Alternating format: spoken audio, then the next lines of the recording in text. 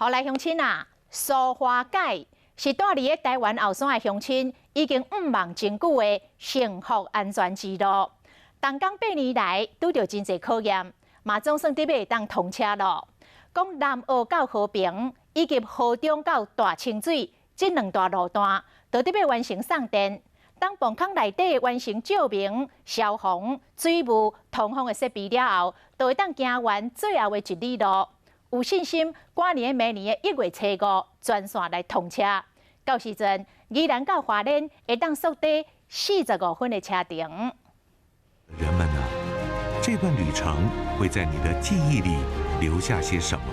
苏花改这条路长有38.8公里，分做苏澳到东澳、南澳到和平、河中到大清水3段。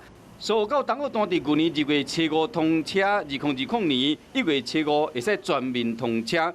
宜兰到花莲会使省45分钟。年底的时候能够完成相关的工程的作业，通过3阶段旅勘，希望在明年春节之前能够开放给通车给大家来使用。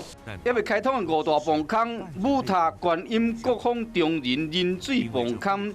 其中观音甲国风泵坑有一座长60公尺古音桥连接，和规座泵坑的长度，敢若较属细线隧道。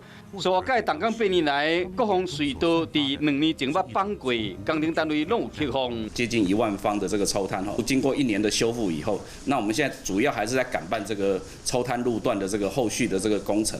被当作是心脏部分的机电工程陆续送电，泵坑内面的照明、消防、通风设备一旦全面整合，就会完成最后一里路，和这条经过1湾处理的公路，变成东部人5望真久的安全幸福之路。